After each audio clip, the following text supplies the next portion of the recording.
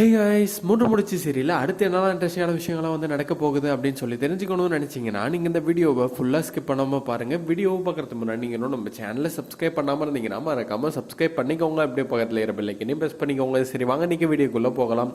நந்தினியும் நடந்த எல்லா விஷயத்தையும் வந்து சூரியகிட்டையும் வந்து சொல்லுவாங்க. ஏன்னா போலீஸ்கிட்ட வந்து கம்ப்ளைண்ட் கொடுத்துட்டு வந்திருக்காங்களா. அது மட்டும் இல்லாமல் பார்த்தீங்கன்னா நந்தினியோடைய அப்பாவும் வந்து நடந்த விஷயம் எல்லாத்தையும் வந்து சொல்லிட்டு, மாப்பிள்ளை நீங்கள் தான் வந்து பொண்ணை வந்து நல்லபடியாக பார்த்துக்கணும் அப்படின்ற மாதிரி வந்து சொல்லிட்டு இருக்காங்க. என் பொண்ணை வந்து உங்களை நம்பி தானே வந்து அமுச்சு வச்சேன், இங்கே பார்த்தீங்கன்னா இவ்வளோ பிரச்சனை வந்துட்டு இருக்கு அப்படின்ற மாதிரிலாம் வந்து சொல்லி அழுது புலம்பிக்கிட்டு இருக்காரு. இதுக்கு மேலே நான் பார்த்துக்கிறேன் அப்படின்ற மாதிரி எவரும் ஒரு பக்கம் வந்து சொல்லிட்டு இருக்காங்க.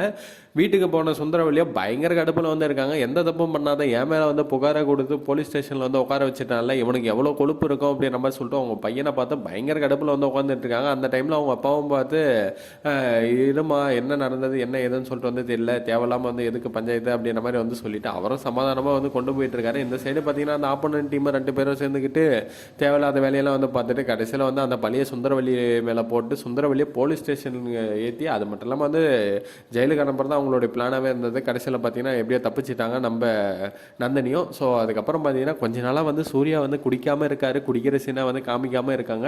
அப்படியே வந்து குடிக்காமல் பொறுப்பாக நந்தினியை பார்த்துக்கிட்டு அப்படியே இருந்தாங்கன்னா வந்து சூப்பராக இருக்கும். சீரியலே வந்து ரொம்ப சூப்பராக போயிட்டுருக்கோம். பாப்போம் என்ன பண்ணுறாங்க அப்படின்னு சொல்லிட்டு. வீட்டில் பெரிய கலவரம் நடக்க போகுதுன்னு மட்டும் தெரியுது. ஏன்னா வந்து சுந்தரவல்லி இந்த விஷயத்தை சும்மா விட போகிறதில்ல. அவங்களுக்கு ஈகோ ஏற்கனவே அதிகம். ஸோ இந்த டைமில் வந்து இதை வச்சு ஏதாவது பண்ணுவாங்கன்னு நினைக்கிறேன். என்ன பண்ணுறாங்க அப்படின்னு சொல்லி இந்த வெயிட் பண்ணி பார்த்து தெரிஞ்சுப்போம். ஓகே ஃப்ரெண்ட்ஸ், தேங்க்யூ ஃபார் வாட்சிங் திஸ் வீடியோ.